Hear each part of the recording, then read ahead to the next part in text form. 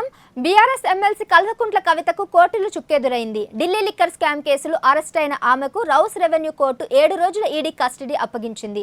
ఈ నెల 23వ తేదీ మధ్యాహ్నం 12 గంటల వరకు ఈడీ అధికారులు కవితను ప్రశ్నించేందుకు కోర్టు అనుమతి ఇచ్చింది.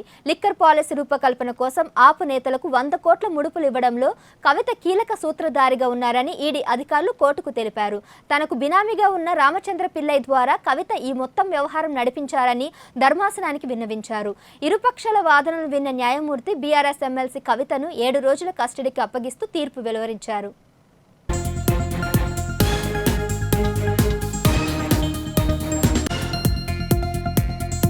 ఇదే అంశానికి సంబంధించి మరింత సమాచారం మా ప్రతినిధి సతీష్ ఫోన్ ఇన్లో అందిస్తారు. సతీష్, చెప్పండి, కవిత కస్టడీకి సంబంధించి మీ దగ్గర ఉన్న సమాచారం ఏంటి?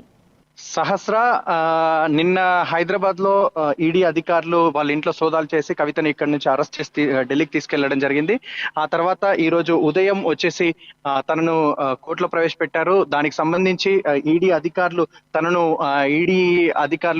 తనను విచారించడానికి 10 రోజుల పాటు వాళ్ళు సమయం అడగడం జరిగింది. కానీ వాళ్ళు కోర్టు వారికి వారం రోజుల పాటు సమయాన్ని కేటాయించింది. సో దీనికి సంబంధించి వారు ఆప్ నేతలకు వచ్చేసి 100 కోట్ల ట్రాన్సాక్షన్స్ అనేటివి కవితకు చేరాయని చెప్పి దానికి ఢిల్లీ లిక్కర్ స్కామ్ ఏదైతే ఉందో దానికి సంబంధించినటువంటి 100 కోట్ల సంబంధించినటువంటి వ్యవహారం ఉంది అన్నట్లుగా వాళ్ళు కోర్టులో వాదోపవాదనలు జరపడం జరిగింది. దీనికి సంబంధించి విన్న కోర్టు జడ్జి వచ్చేసి దీనికి సంబంధించి 1 వీక్ తనని కస్టడీకి పర్మిషన్ ఇచ్చారు. మళ్ళీ 23వ తారీఖు కోర్టులో తనను ప్రవేశపెట్టనున్నారు. ఈ వారం రోజుల పాటు కూడా అక్కడ మాజీ మంత్రులు నేతలు ఎవరైతే ఉన్నారో మాజీ మంత్రులు ఎవరైతే బీఆర్ఎస్ నేతలు ఉన్నారో వాళ్ళందరూ కూడా ఢిల్లీలో జరుగుతున్నటువంటి సమాచారాన్ని ఇక్కడ బీఆర్ఎస్ అధినేతకి అందించనున్నారు.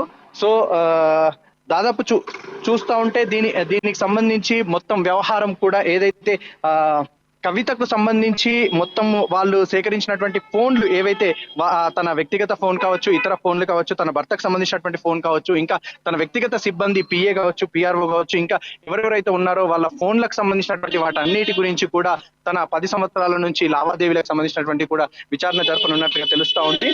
సో ఈ వారం రోజుల పాటు ఈడీ కస్టడీలో బీఆర్ఎస్ నేత ఎమ్మెల్సీ కవిత ఉంటారు. దానికి సంబంధించినటువంటి అన్ని కూడా తనని విచారించనున్నారు. సహస్ర.